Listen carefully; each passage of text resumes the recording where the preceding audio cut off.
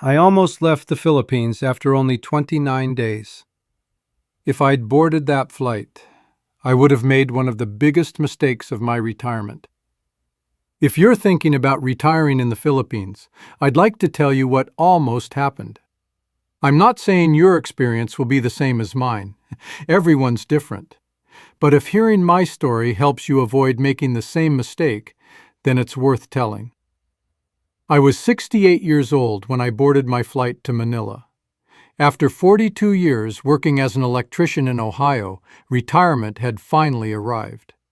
For the first time in my adult life, my schedule belonged to me.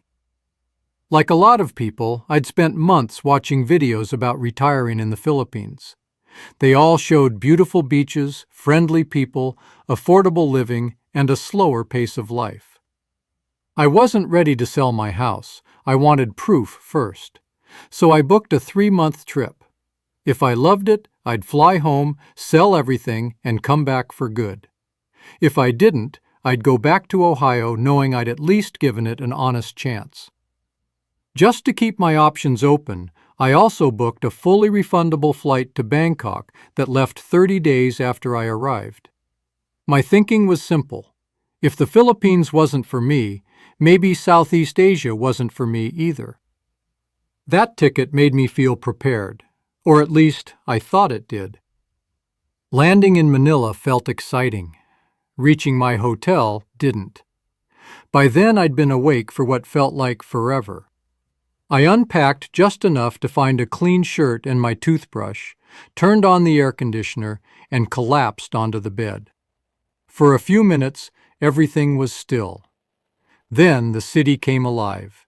Motorcycles rolled past, dogs barked somewhere down the street, music drifted through the neighborhood.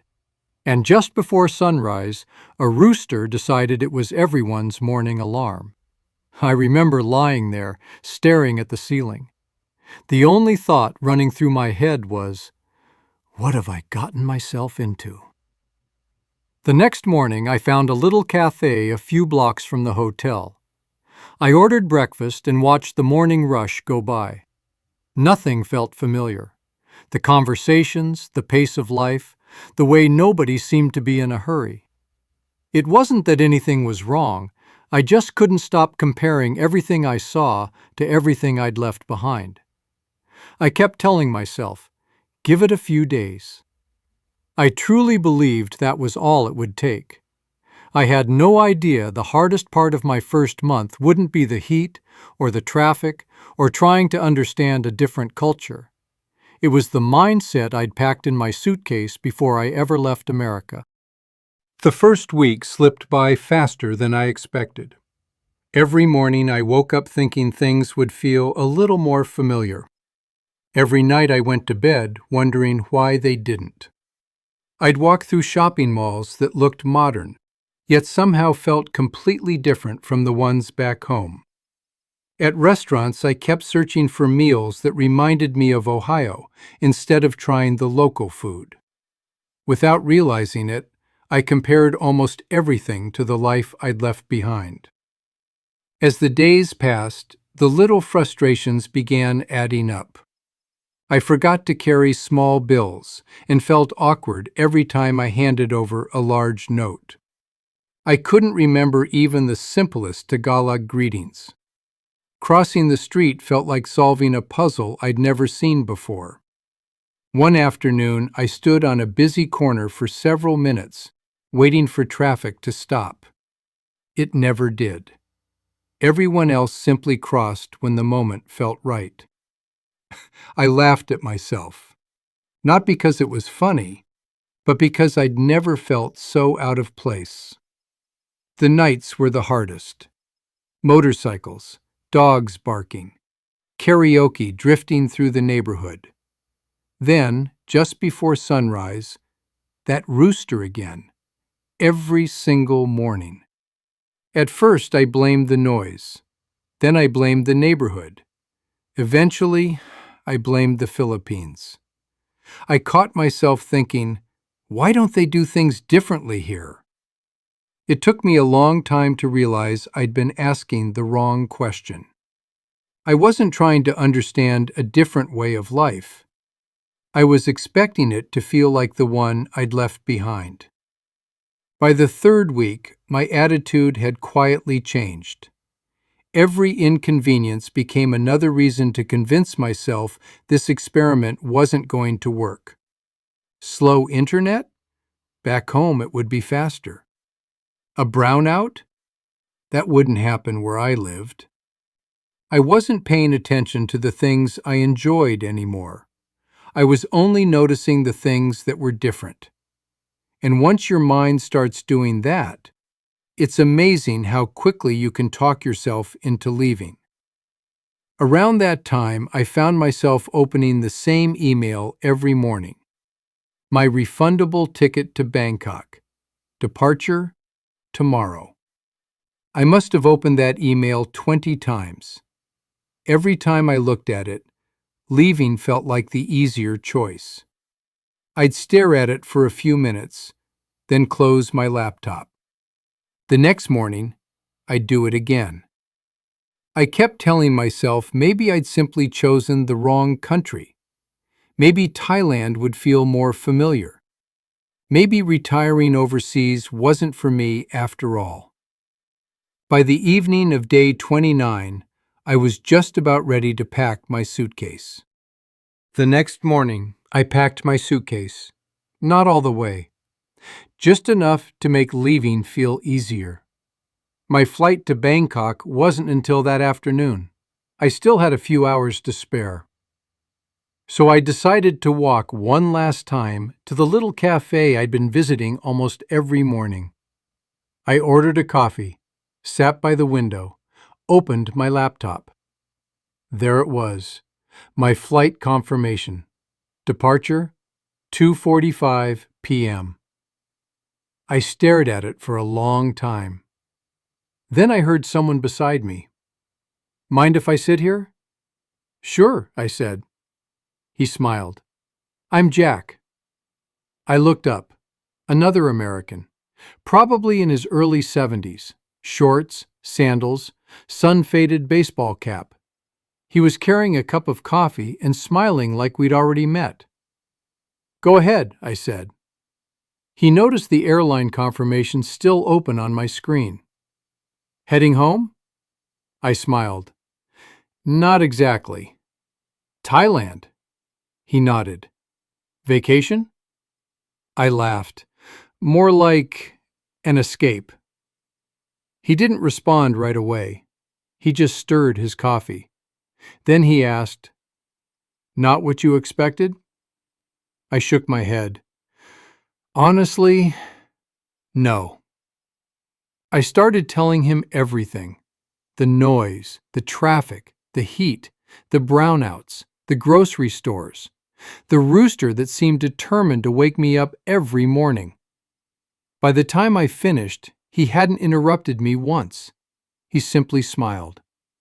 Then he asked, "Can I ask you something?" I nodded. "Sure." He leaned back in his chair. "What have you enjoyed since you've been here?" I opened my mouth, then stopped. I honestly couldn't answer him. Not because there hadn't been good moments. There had been plenty. I'd simply stopped noticing them. He smiled, then asked, "Have you been keeping score?" I frowned. "Keeping score?" He nodded. "Every day you've been adding another reason to leave." He took another sip of coffee. "Have you kept track of the reasons to stay?" I looked at him. For my first few months here, I spent every day trying to figure out why the Philippines wasn't more like America. He smiled. "Worst decision I ever made." I laughed. "So what changed?"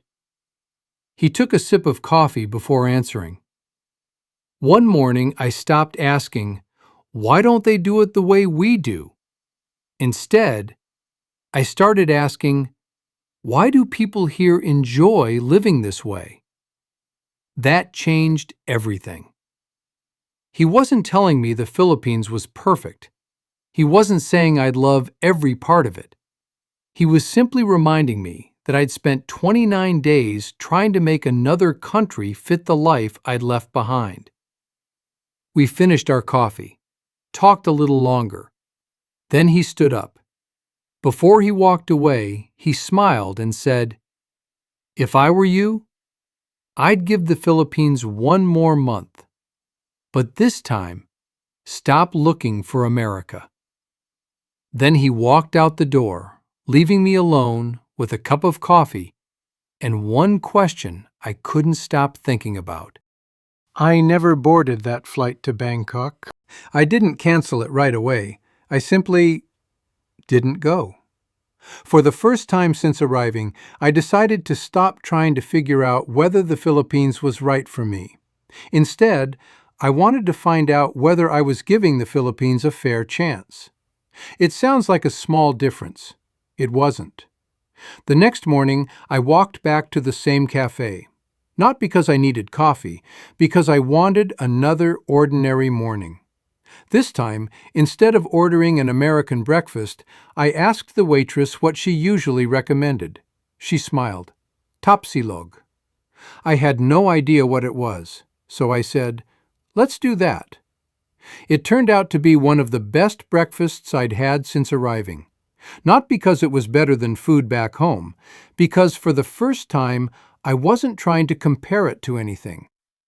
Over the next few weeks, I made one small promise to myself. Every day, I'd stop comparing one thing. Just one. Some days I remembered. Some days I caught myself halfway through complaining. But little by little, something started changing. The rooster was still there. I just smiled instead of rolling over in frustration. The traffic hadn't improved. I simply stopped expecting it to move the way it did back home. I learned enough Tagalog to greet people with a smile. Sometimes I said it correctly. Sometimes I didn't. We laughed anyway. The security guard outside the grocery store started recognizing me. The waitress remembered my order. The cashier no longer looked like a stranger. None of those moments felt important by themselves. But one afternoon, I realized they were the reason I no longer felt like a visitor. Before I knew it, 3 months had passed. The funny thing was, I wasn't excited about flying home anymore.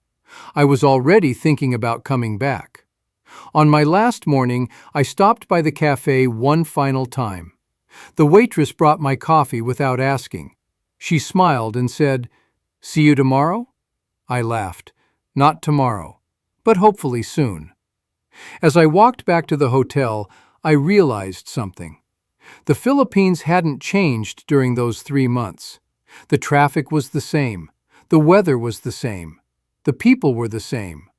The only thing that had changed was me. A few days later, I was back in Ohio.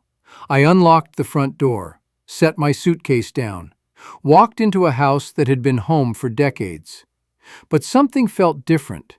My house hadn't changed either. I had. Within a few weeks, the "For Sale" sign was standing in the front yard. A few months later, I was back in the Philippines. This time, there wasn't a return ticket in my pocket. These days, that rooster still wakes me up. Some mornings, I still wish he'd wait another hour. But then I pour myself a cup of coffee, step outside, listen to the neighborhood waking up, and smile. Funny how the sound I wanted to escape became part of what I now call home. If you're thinking about retiring in the Philippines, here's the advice I wish someone had given me before I booked my flight. Don't judge the country by your first month. Give yourself enough time to stop comparing every little difference to the place you left behind. You don't have to love everything. I still don't. But once I stopped trying to make the Philippines feel like America, I finally started appreciating it for what it was. And if I'd boarded that flight to Thailand, I would have missed the life I'm living today. Sometimes, the biggest change isn't the country you move to, it's the perspective you bring with you.